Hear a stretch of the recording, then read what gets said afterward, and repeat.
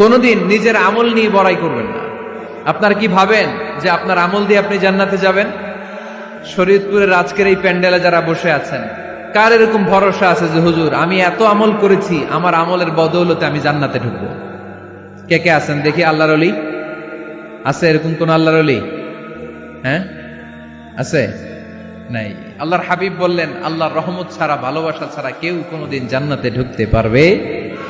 আম্মা জান আয়েশা বললেন, ইয়া রাসূলুল্লাহ আপনিও না? আল্লাহর হাবিব বললেন, না আমিও না, তবে আল্লাহর রহমত তার দয়া সেদিন আমাকে ঘিরে রাখবে। মান নুকিশা উযিবা, যার হিসাব আল্লাহ সেদিন চাইবেন সে ধরা খেয়ে যাবে।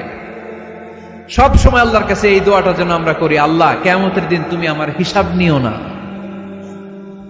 আল্লাহ তুমি আমার বিচার বসিও না, আল্লাহ তুমি দয়া করে আমারে মাফ করে দিও।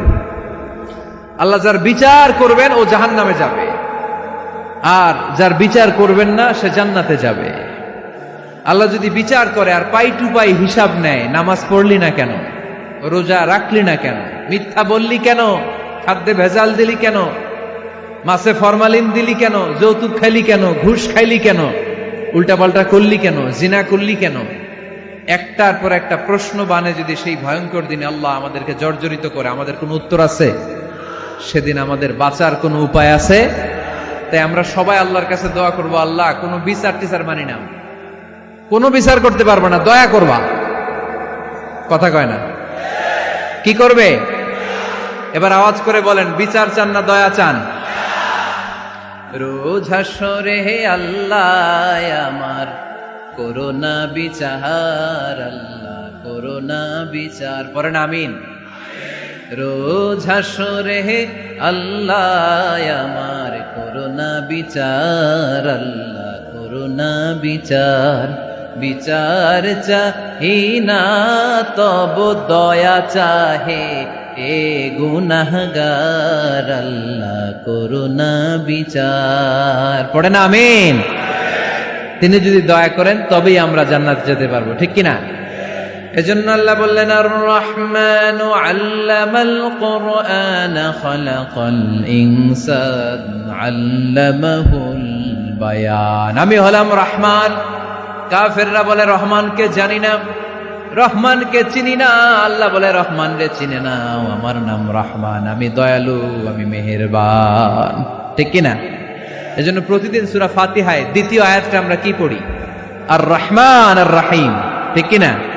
তিনি দয়ার সাগর, তিনি মায়ার সাগর।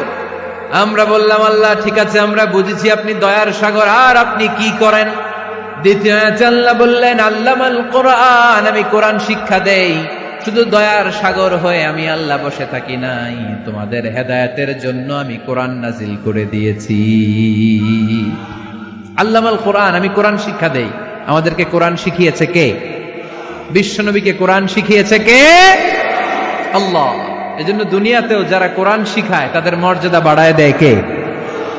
বাংলার জমিনে যারা কোরআন শরীফ শিখায় এদের মর্যাদা সবচেয়ে কম, এদের বেতন সবচেয়ে কম, এরা সমাজে সবচেয়ে বেশি অবহেলিত, ঠিক কিনা? আল্লাহর কাছে এরা সবচেয়ে বেশি সম্মানিত। আল্লাহর হাবিব বললেন, খায়রুকুম মান তাআল্লামাল কুরআন ওয়া আল্লামাহু, তোমাদের মধ্যে আল্লাহ তাআলার কাছে সবচাইতে প্রিয় শ্রেষ্ঠ ওই মানুষটা যে নিজে কোরআন পড়ে আবার অন্যরে পড়ায় দেয়। সুবহানাল্লাহ পড়েন। আপনি যদি কাউরে শুধু সূরা ফাতিহাটা শিখান, কোন সূরা? সূরা ফাতিহাটা যদি শিখায় দেন, সে যতদিন সূরা ফাতিহা তেলাওয়াত করবে ওই তার তেলাওয়াতের একটা পার্সেন্টেজ সওয়াব আপনার আমলনামায় আছে না নাই? সে যদি আবার আরেকজনের শিখায়, ওই লোক যদি আবার আরেকজনের শিখায় দেয়, এরকম যতজনকে তারা শিখাবে প্রত্যেকের তেলাওয়াতের একটা পার্সেন্টেজ সওয়াব আপনার আমলনামায় ঢুকায় দিবে কে?